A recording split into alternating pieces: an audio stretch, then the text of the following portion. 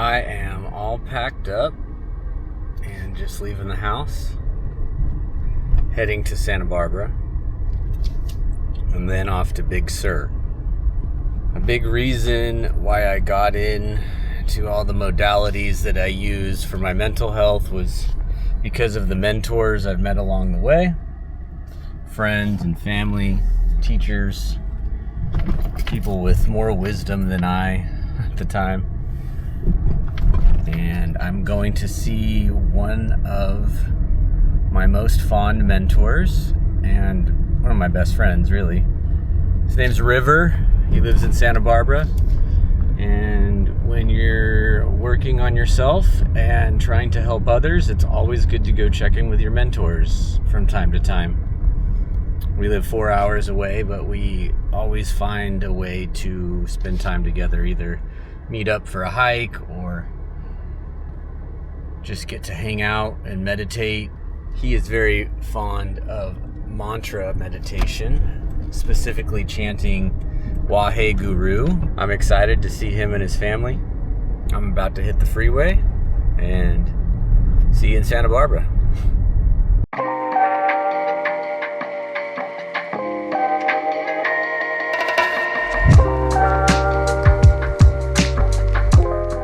I truly think the best thing you can do for yourself when you're working on creating vulnerability and being a more aware and spiritual person is to first get a mentor. Get someone you can learn from. Get someone whose advice you can take. Get someone who can give you real life experiences shared aloud from their mouth in front of them in order to learn from their triumphs, but more so learn from their mistakes, because every mentor, every person that's going to tell you something they've learned in life, it usually has come after them not doing something right or failing. I have a lot of wisdom to share, and a lot of that was acquired from me not doing the right thing, having issues arise at the time and during my healing process. And sometimes it's a 2 steps forward, 1 step back, and sometimes it's 1 step forward, 3 steps back. The healing journey is non-linear. It's up and down. So to have a mentor, someone you can share your successes with and have more or less someone to keep you accountable, essentially, but someone more to go to when you have problems or when you have struggles, when you have stuff that you're trying to overcome and you just need extra help. You need someone else's point of view. You need someone else's ear. I mean, we all have therapists of all kinds, from actual therapy to friends and family, partners, relationships, gurus, teachers, everything. Something that I've just learned through all this process is the people that you surround yourself with really do make a difference. And a lot of this work you're going to have to do on your own, but it's always good to check in with your mentors. And they always want to hear how you're doing too. They're busy people, we all have lives, but it's good to make time for that. And it's also good once you feel up to it, you can start mentoring other people. So it's definitely something that I've taken on for a couple of my friends, and I love being there for them. So it's this reciprocal energy, pay it forward type act in life where we're all here for each other and we're all here to walk each other home.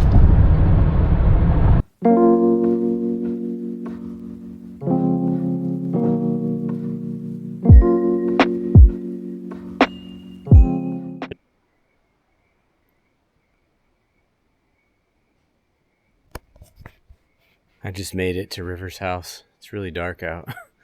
It's really nice here, though. Can't wait for you to see it in the morning.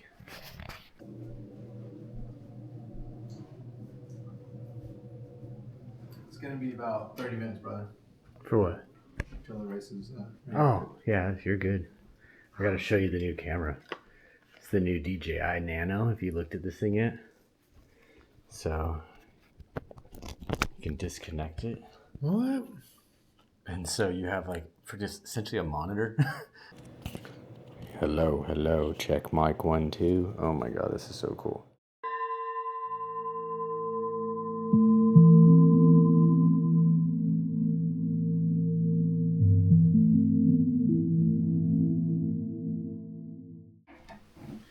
So we got the 1 hour chant deepness, or we got the 2 to 3 hour chant deepness. Any preference? Well, it's Saturday night. What time is it? 9 o'clock. I mean, I'm down for the 2 to 3 hour if you want. That means I gotta switch the key. Which is fine by me.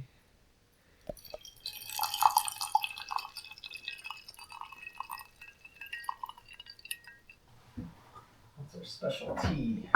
Specialty. It's a young tea. It's a young Shen. It's kind of like a young bull. A young bull riding a rocket ship straight to the higher realms. This tea is cultivated by the Chinese indigenous tribe known as the Bulong tribe. And it is, they actually worship tea as a deity. And let me tell you, the chi of this tea is palpable. Even for people that may not be attuned to the frequency, the frequency of tea. The frequency. Yeah. So you can see this beautiful cake here. And we'll break off a little bit of it. I love the way that this was pressed because it's so easy to just break some of this tea off.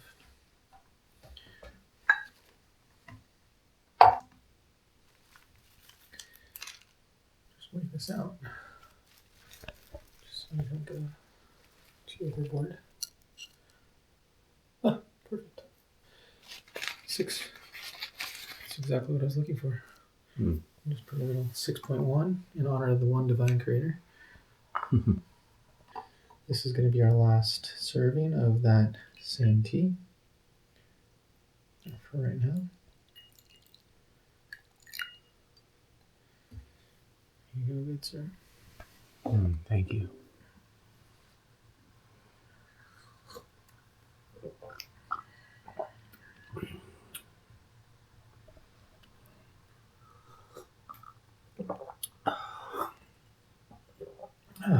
Wonderfully delicious. Teaware here.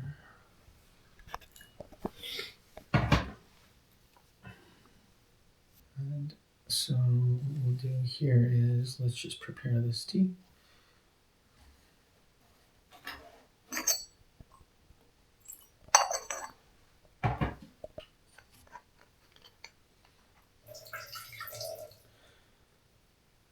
Preheat to warm.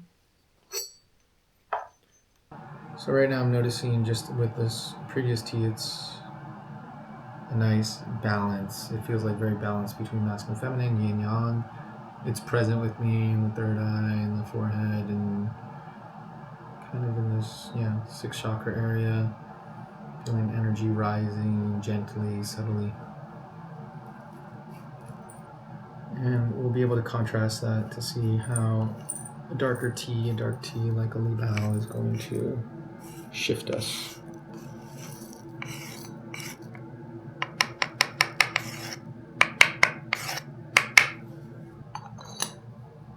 So now we have 2 teas ready to go.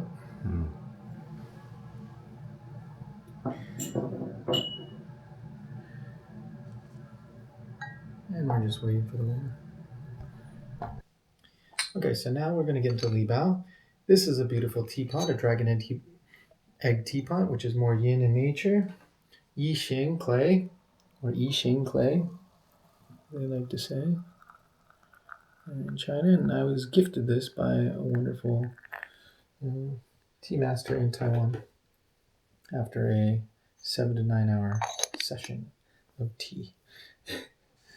So again, we will wash this.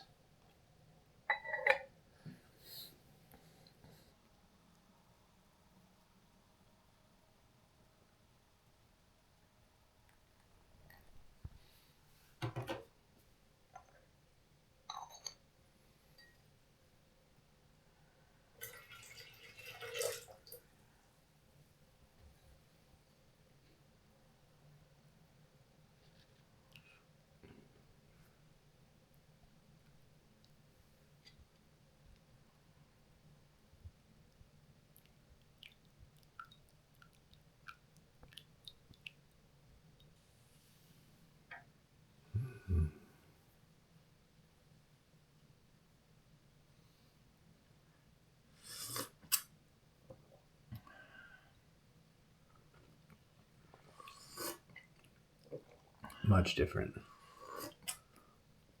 Much different. Getting woodier, smokier. Wow. And vibe shift immediately. Let's see where it lands.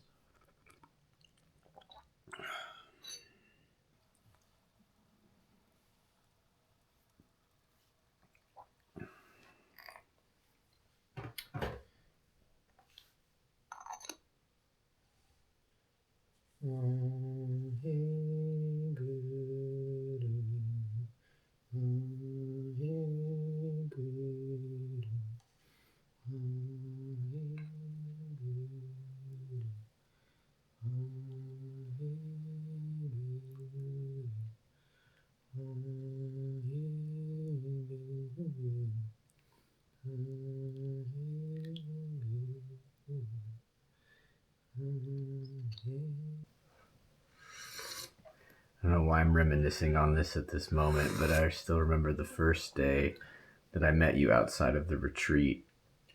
Peter and Eddie had me go and meet you at your place in Crestline. Mm-hmm. Gave me not really any input or direction. They're just like, go and film him. Go and take videos of his courses. Okay. And I got there. You're naturally, you're not skeptical, but you're naturally like kind of a little bit passive. Just, yeah, who are you? Like, what are you doing in my house? Okay. All right. Okay, let's do this. And you were nice, but you were very standoffish. But by the end of that day, we were already friends. You were already laughing and joking with me. I stayed the night in my van, and then the next day we went to that one center in Crestline, and you did an interpretive dance, and I think you might have done tea, but you weren't super into tea at that time. We ended up just filming a lot. Remember, we filmed all your courses. We just filmed for like 6 hours, and friends ever since. Definitely.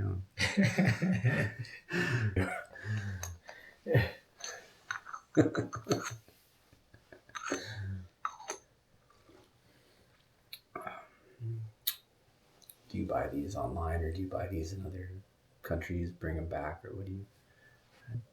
I started online through distributors and just finding my way, but honestly, it's so difficult to really be able to trust the sources. Like, tea is very convoluted marketplace, and in the West, people just aren't very educated around tea, and that's okay.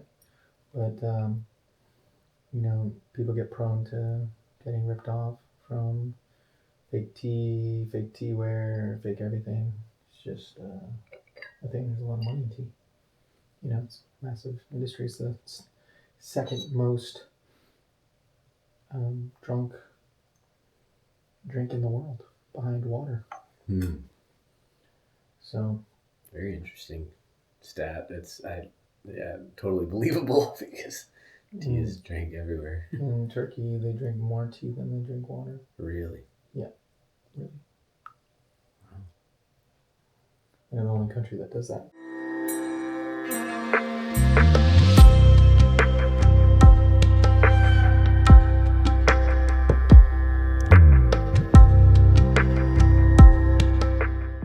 $1870. 1970. Yeah, 1970. That's what's coming up. Wow. It's probably gonna be the oldest tea that you ever tried in your life.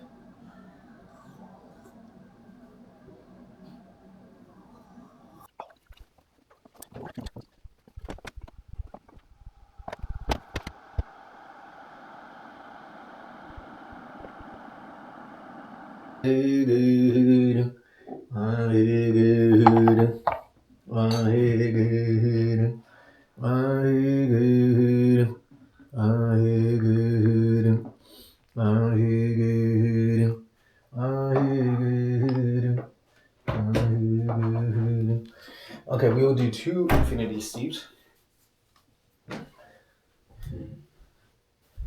We're gonna drop in, bro.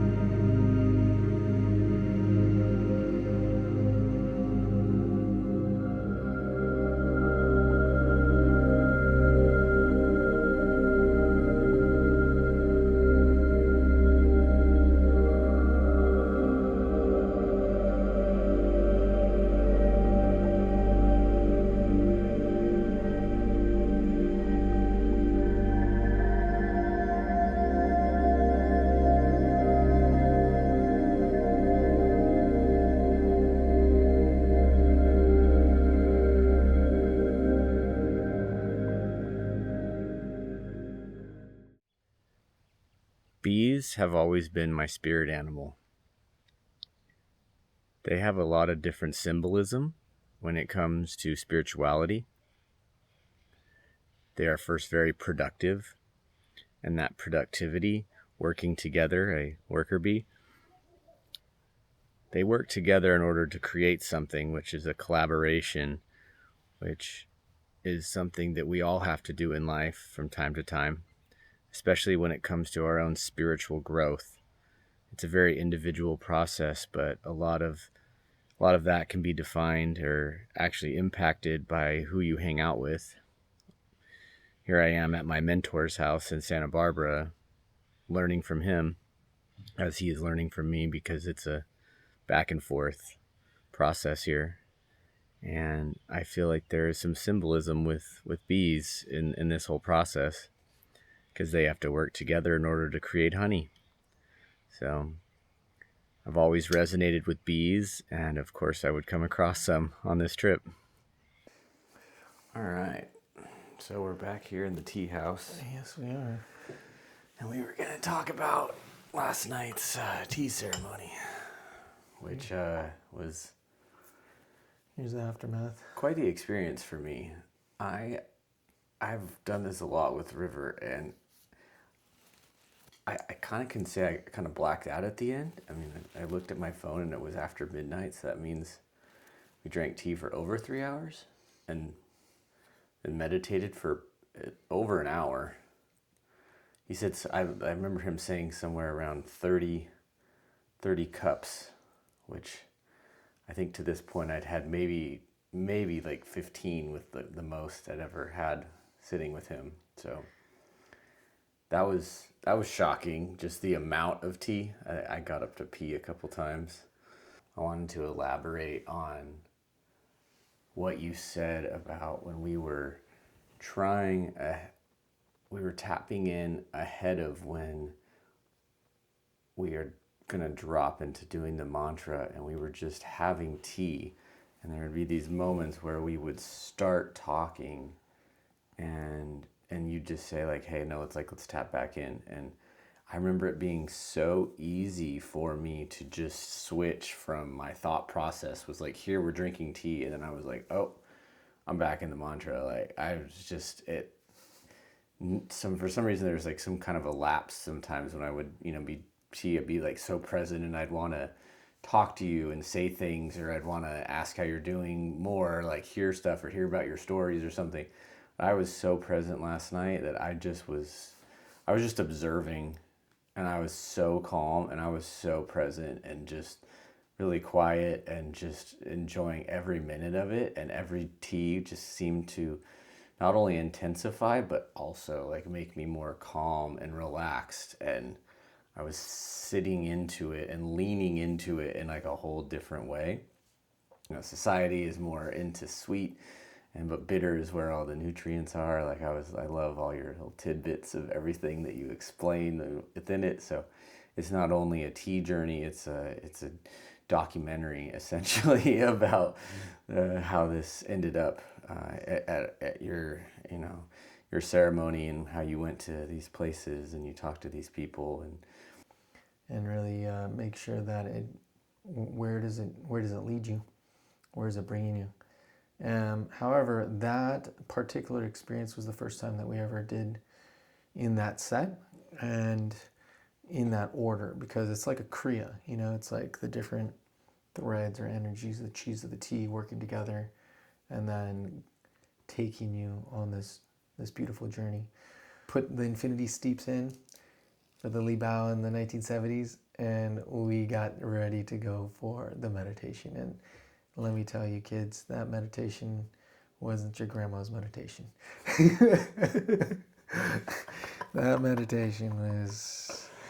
That meditation is, yeah, I think it's something that you can really, it's difficult to describe, but the vibration was so high, the energy was so high and we got so in sync that there was a point in the meditation where you were so dropped in that you actually ended up leading the meditation. I don't know if you were aware of that. And I was just surrendering to the rhythm that you're going in. It took quite a while for you to get to that, for us to get to that point where you were just like, you're just so in that, like, I was like, oh, okay, that's the thread now. We're following that thread. I remember. Yeah, it was great. I was like, fantastic. You're just so, it's like, that's the moment when you stop chanting the mantra and the mantra starts chanting you. Mm-hmm. That's the moment when we're out of our minds and we're in sync with the universal mind. And that's oneness. Like, yeah. It's a beautiful, that was a beautiful co-creation, with the divine, and leading us through the Shabad mantra. And that's where we're being asked to go and dip into that ocean of infinity, and to just go on this autopilot, which is surrendering control. And I really felt like we were able to touch it in that practice today. And, through our intention, through the tea, through the Shabad mantra, through all the teachings that led us to that moment in Bhai Sahib and the energy of all our teachers being there as well. And it was really, really just, yeah, sublime. I mean, heaven, nirvana, I mean, where else do you want to be? Like, dancing carefree in the ocean of infinity.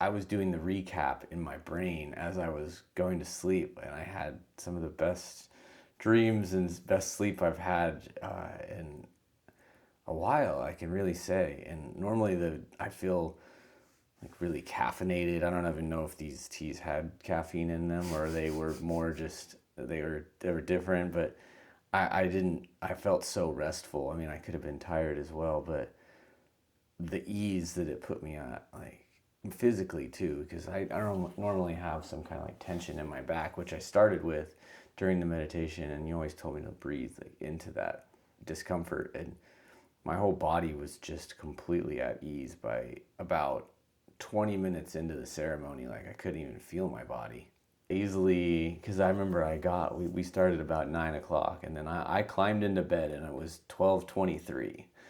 So it was like, yeah, that's like exactly about it. 3 hours and 15 minutes or so. Yeah, what a journey, man. What a journey. What a journey.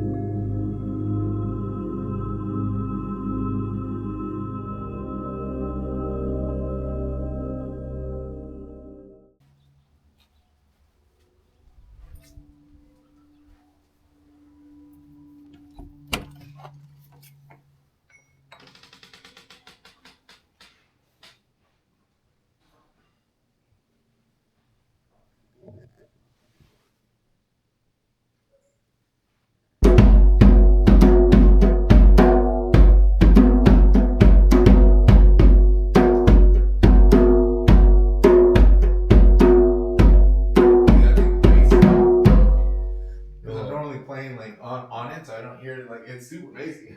Oh yeah, it's super bassy, especially if you smack it in the middle. That's the bass. I love it.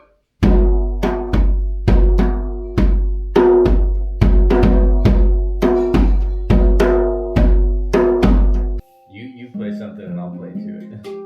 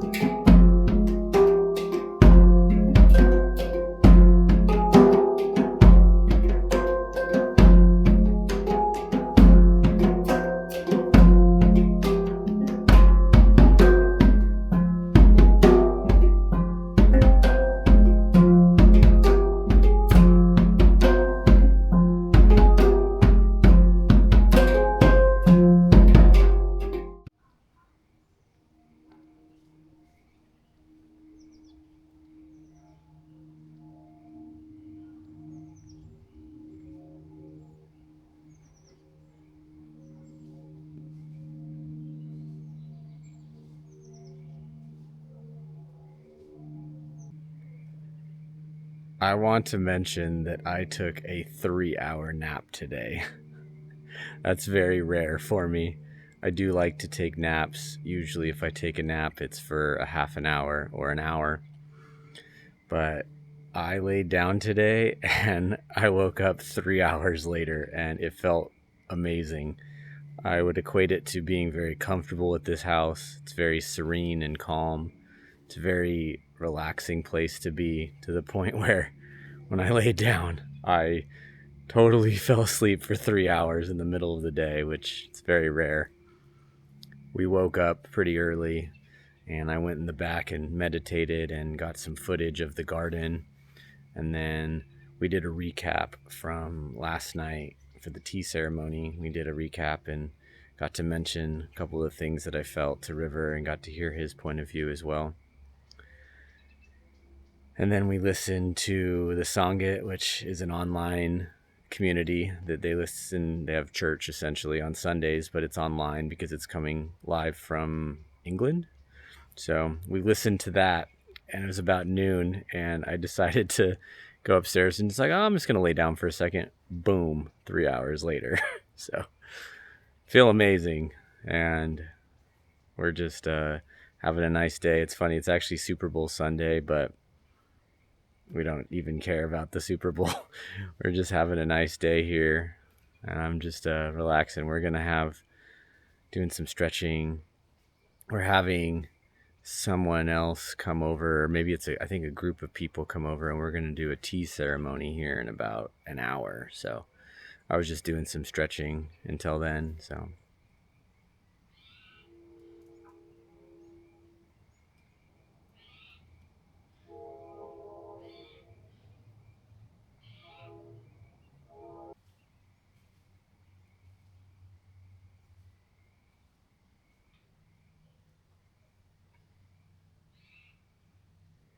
you know I had to hit this swing up.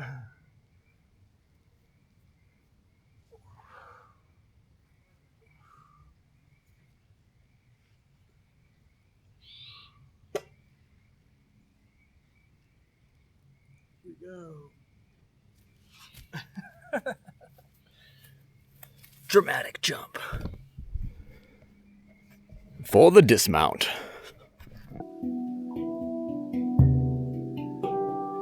This tea can slowly build. It's yin in nature. It's like very consensual. The other two teas were just like, hey, I'm present, I'm here with you. We're gonna meditate. This tea's kind of like you can talk or you can meditate on it. But if you keep drinking, it'll get to a point where it's like, okay, we get the picture. Time to meditate. So, yeah, we're having our Super Bowl today. Got our bowls of tea. Maybe not. There's so much to know in this world. I feel like there's so much to unknow.